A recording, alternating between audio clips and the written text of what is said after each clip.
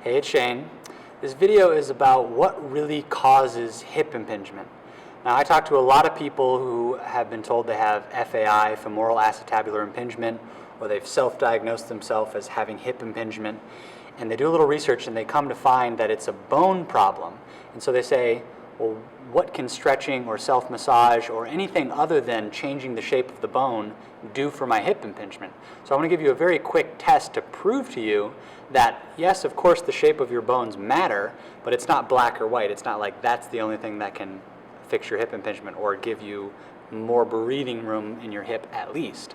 So what the test is all you're going to do is lay on your back and just completely relax, and then pull your knee towards your chest until you get either a sensation of a pinch or an impingement here in the hip crease, or you just find that your range of motion stops, just gets blocked right there, or you find that your back starts to round and lift like that, which is you're running into your end range, you're getting blocked here, and then the compensation of moving at your back happens.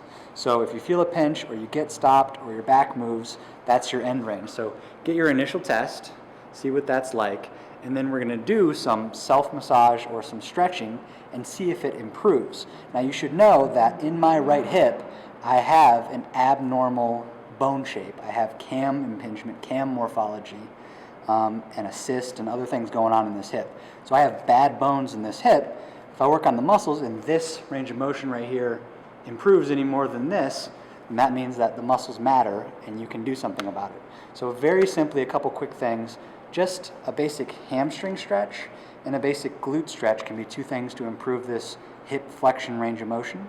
So what I'm going to do is I'm going to do a basic hamstring stretch. I'm just going to grab my ankle and I'm going to straighten my leg, and I'm going to gently pull back until I feel a hamstring stretch. Then I'm going to build big tension. I'm going to hold my breath. I'm pushing against my own resistance. Then I relax. Maybe I do some kind of bending and straightening of the leg, which feels like it relaxes this. As this contracts, this relaxes. So I'm getting a little hamstring flexibility, pulling in and out of range of motion. The next thing that I'm going to do is I could do some tissue work, some massage on my glutes, and that would help even more. The more that I did, the more this will improve, but I'm just going to do two quick ones.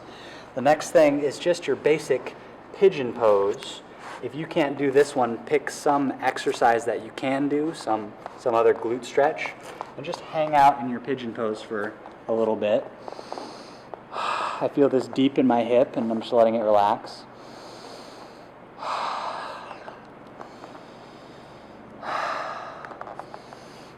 That was probably less than a minute of just stretching. No tissue work, no nothing, just stretching.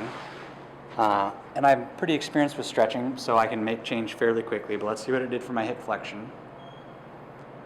That feels better to me. I don't know what it looks like on camera, but it feels like it's going a little bit farther than it was before, and I'm not pulling harder, I'm not compensating, nothing's happening. I just made a little bit of quick change in my hamstrings, a little bit of quick change in my glutes.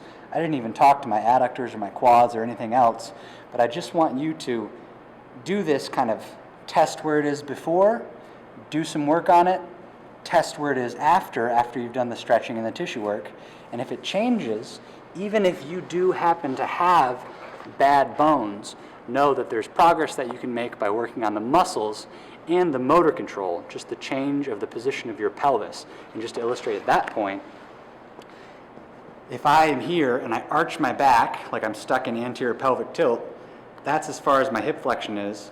If I just get in a neutral pelvic position, it goes a little farther. If I went into a little posterior pelvic tilt, it goes a little farther. And you can take that subtle pelvic positioning, get better and better at it, bring it into your functional movements like squatting and all of those other things. And with the combination of the motor control, the tissue work, and the stretching, even if you have bad bones, you can give your hips room to breathe and take away your pain. So give it a shot. Yeah. Be cool, just move with the groove. No funk in here, the beat way too slow. Yeah. Let's just do what we came to do. Just vibe with it, vibe with it, vibe with it. Be cool, just move with the groove. Let's go. No funk in here, the beat way too slow. Let's just do what we came to do. Just vibe with it, vibe with it. Yeah, be cool, just move